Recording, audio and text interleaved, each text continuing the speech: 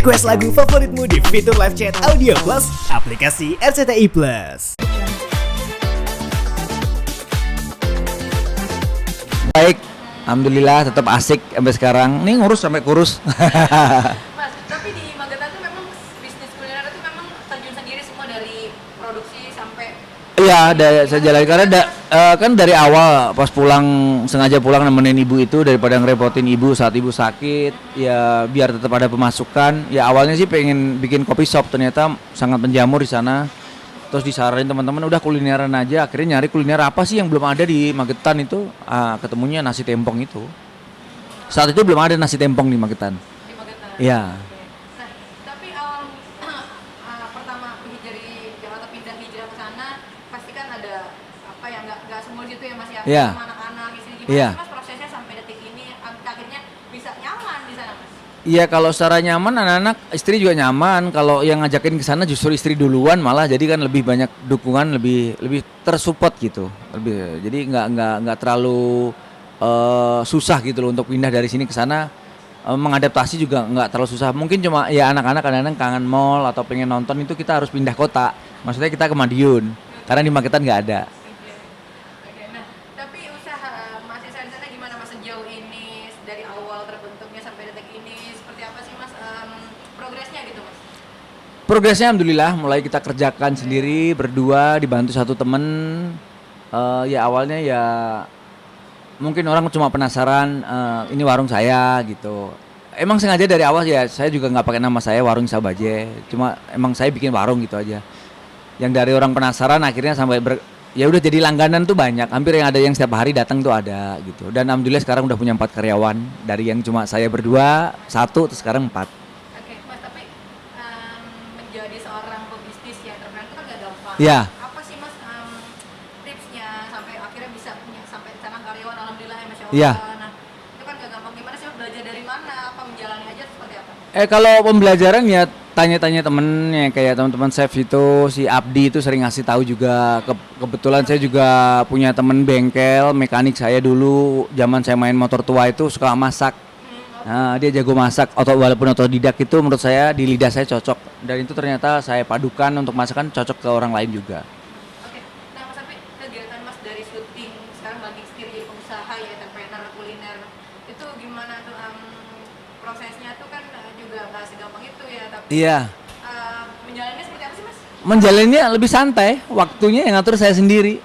Pagi belanja ke pasar, pulang nyiapin anak sekolah, nganter anak sekolah, saya olahraga sebentar, jalan kaki jalan kaki sih lebih banyak daripada lari. Lari kalau undangan aja ada undangan lari saya lari. Kalau setiap harinya saya cuma jalan kaki sama istri, masuk desa-desa, hutan-hutan gitu 1 jam, 1,5 jam, pokoknya minimal 10.000 langkah.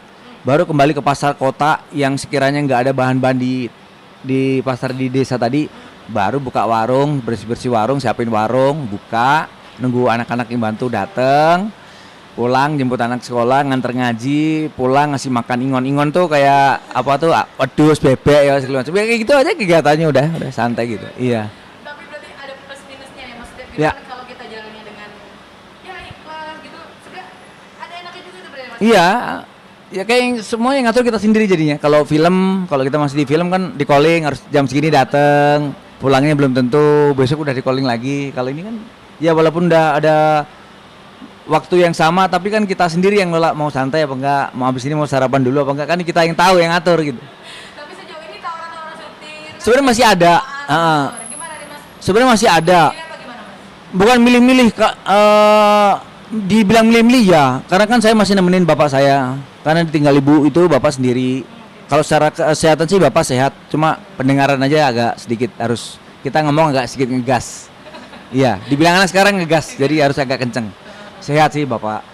Cuma kalau ninggalin bapak, terus saya ngambil kayak job syuting lebih dari 3 hari 4 hari kayaknya enggak sih.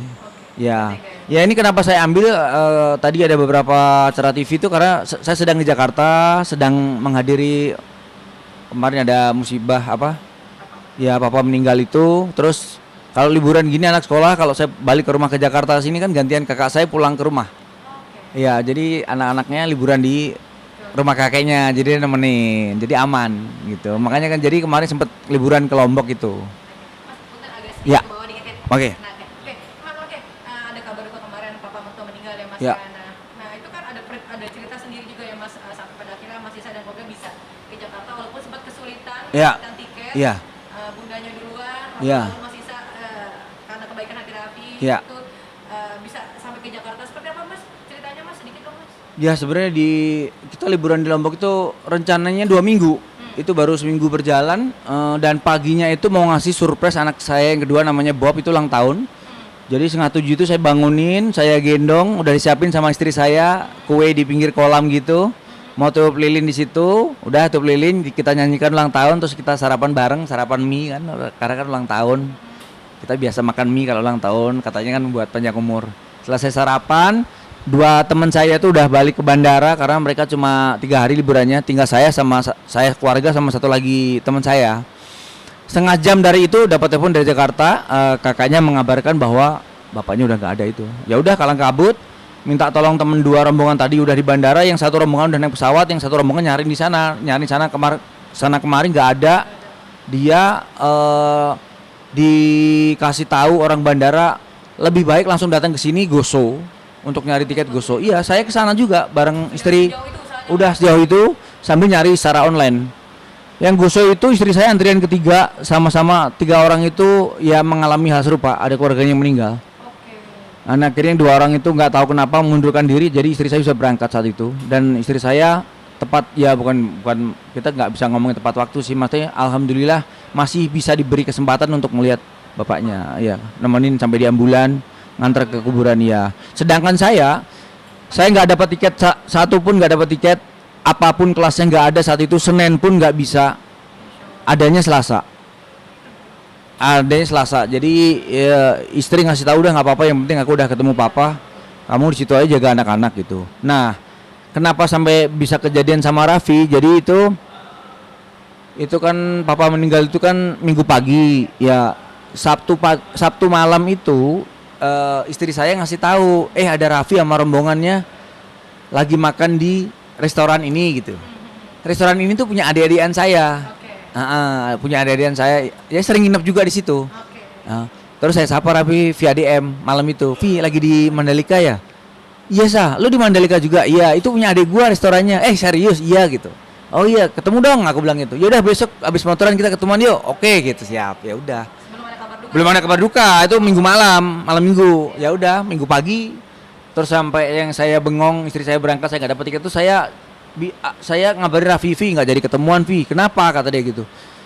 Mertua gue meninggal, bokap mertua gue meninggal, innalillahi. Terus dia ngucap bela sungkawa. Terus lu gimana? Ya gue lagi nyari tiket nih, nggak ada tiket.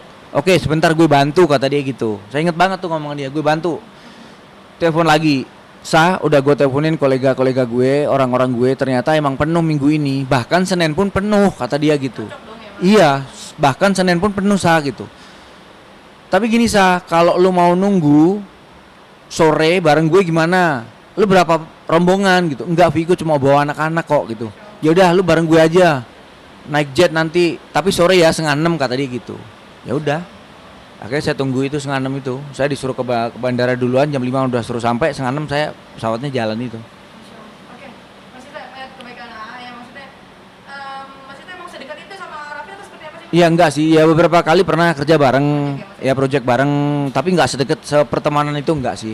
Nyapa gitu ya? Iya, tapi nyapa ya, pasti nyapa. Iya. Dan tahu juga, Raffi sebaik itu tahu juga. Oke, berarti kita semua juga udah tahu ya. Iya. Kalau Raffi kan baik bukan cuma ke Mas Isa doang. Iya, ke semuanya. Ke semuanya. Kalau dia bisa berbagi. Enggak, artis pun juga dia baik kok. Masih bukan ke artis aja baiknya, ya ke orang lain. Iya, yang dia temuin ya Mas ya. Iya. Berarti sosok Raffi di mata Mas Isa tuh temannya seperti apa sih Mas? Iya, luar biasa. Ya kalau bilang kalau ada kata-kata hati malaikat ya mungkin dia juga tuh salah satu termasuknya orang yang berhati malaikat. Ya. Makanya mungkin rezeki dia mengalir terus, jadi karena tindakan-tindakan atau perbuatan dia seperti itu, menolong orang yang ya istilahnya lagi kayak kemarin saya kebingungan, entah udah nggak tahu gimana lagi, tahu-tahu dia datang seperti itu. Ya. Oke. Berarti kemarin gimana Mas Jepuri, anak-anak naik jet pribadi ya? Saya aja udah tua gini juga belum pernah ya. Anak-anak seneng sama takut pesawatnya karena kecil kan menurut dia. Jet kan menurut dia kecil, jadi dia sedikit takut, makanya ngajak ayah duluan itu loh bareng ke atas itu, yang sampai akhirnya dikomen sama orang itu. Ya dia takut, ternyata di dalam dia nyaman karena makanannya lebih banyak pilihan. dikasih berkali-kali boleh, nambah boleh. Terus ada snack, ada buah, dan kata kan kalau di pesawat komersil kadang harus beli kan. Itu dia ngambil-ngambil, dia jalan-jalan aja.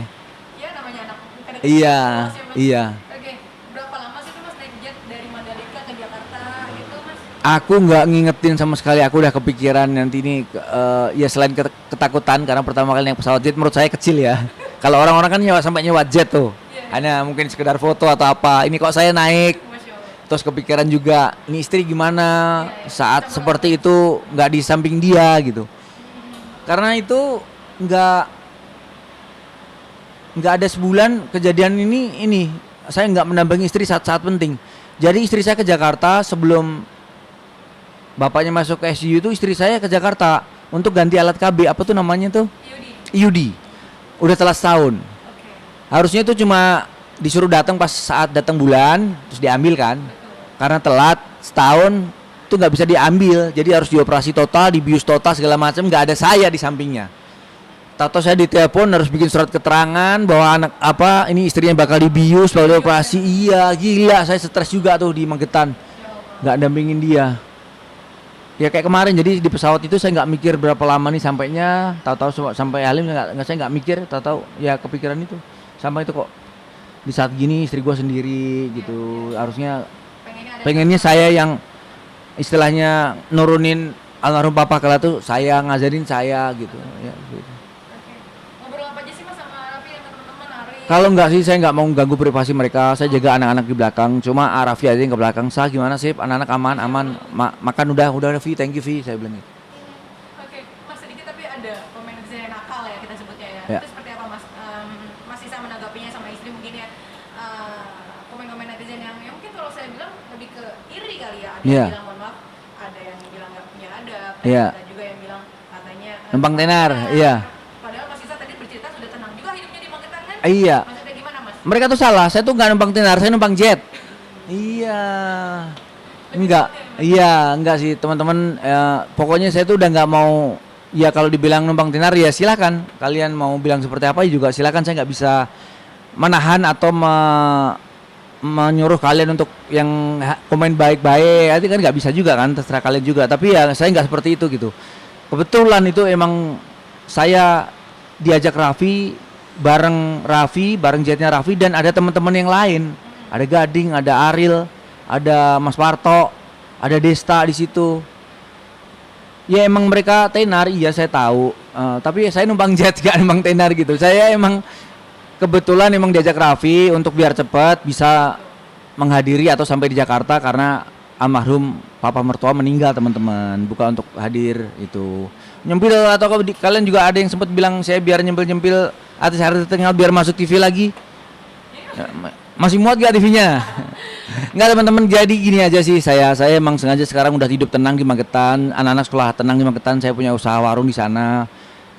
Walaupun sekarang ada tawaran-tawaran lagi ya karena saya di Jakarta. Kalau Jakarta anak-anak lagi libur ya saya ambil, selebihnya saya nggak akan ninggalin ayah saya karena ayah sendiri di rumah. Saya juga nggak ninggalin hewan-hewan peliharaan saya karena setiap hari saya harus ngasih makan pagi dan sore. Iya.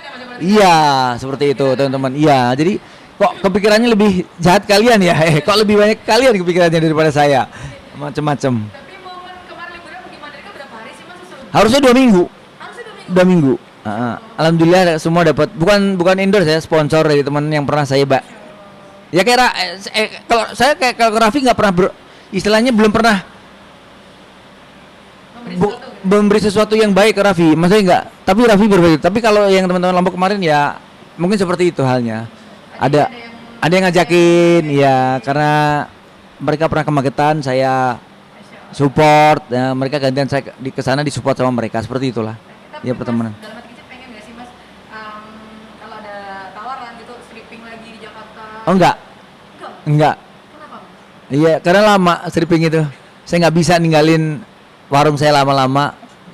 Dan Papa ya? Papa dan saya nggak bisa jauh-jauh dari istri saya. Cie tuh, tonton tuh. Mas berarti sejauh ini apa yang Mas bisa petik kalau tadi saya baca caption di IG ya? Ya. Kebaikan kan pasti akan dituai walaupun bukan Iya. kita langsung, Iya. anak kita, cucu kita, Iya. kehidupan Iya. selanjutnya. Iya. Iya. Apa sih Mas yang mau disampaikan? Ya, kita jangan pernah mikirin lagi kebaikan kita ke siapapun dan jangan pandang bulu ke siapapun.